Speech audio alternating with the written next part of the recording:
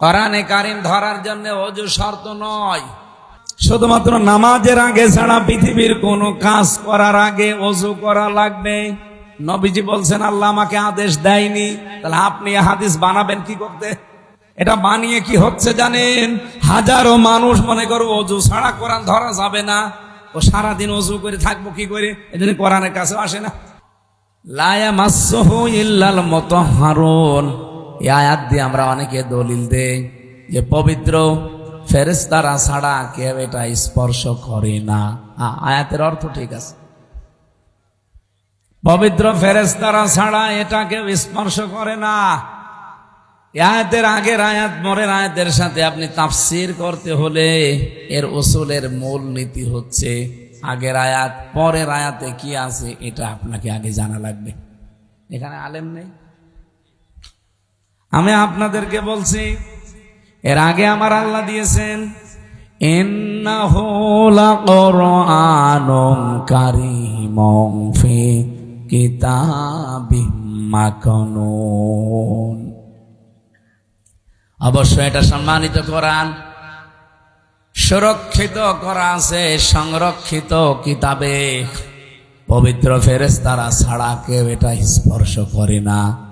জেনাদাবাসী আর একটু অ্যাক্টিভ হয়ে শোনা লাগবে, কারণ এটা এখন অনেক চ্যালেঞ্জের সামনে।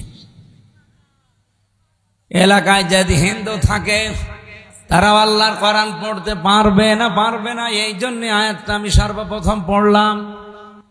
যারা বলেন এই কথা যে কোরআনের নিষেধ ওযু ছাড়া ধরা যাবে না, আরে ভাই আয়াতের এই শব্দের আগের পরের বিষয়টা একটু মিলিয়ে দেখেন। ফি মানে মধ্যে, কিতাব মানে বই, মাকনুন এ শব্দের শাব্দিক অর্থ হচ্ছে সুরক্ষিত। এর বাংলা অর্থ দাঁড়ায় যেখানে হাতের স্পর্শ লাগে নাই। বলেন তো পৃথিবীতে এমন কোন জায়গা আছে যেখানে হাতের স্পর্শ লাগে না? আমরা কি ঘুমাচ্ছে? কথা শুনতেছেন? মায়ের জরায়ু যেখানে সন্তান থাকে ওই জায়গায় কোনোদিন মানুষের হাতের স্পর্শ লাগে না। 2 নম্বরে লাউহে মাহফুজ যেখানে কোরআন আছে এখানে মানুষের হাতের স্পর্শ নেই, আছে ইল্লাল মুতাহহারুন। মুতাহহারুনের অর্থ দুইটা, একটা হচ্ছে পবিত্র আর একটা হচ্ছে নিষ্পাপ। পৃথিবীতে এমন কোন আল্লাহর বান্দা আছে যে 100% নিষ্পাপ পবিত্র? এটা কাদের জন্য মানায়? ফেরেশতা। বলেন তাহলে আয়াতগুলোর বাংলা বুঝেই তো বোঝা যায় যে এটা কোন জায়গার জন্য।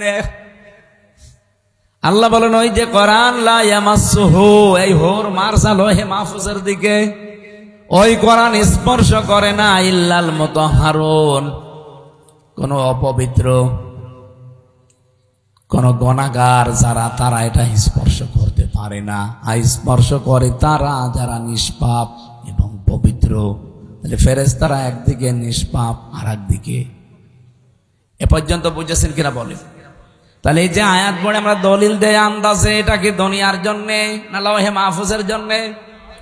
আর একটা অর্থ যেহেতু হয় মাকনুনের মায়ের জরায়ু যেখানে সন্তান থাকে, কোরআনের সাথে ওই জায়গা মিলে। হ্যাঁ, ওখানে কোরআন থাকতে পারে না, তাহলে এটা বাদ। দ্বিতীয় আর একটা যে অর্থ বের করলাম লাওহে মাহফুজ, তার মানে ওইটা হবে। তার মানে দুনিয়ার জন্য আয়াতের হুকুম না।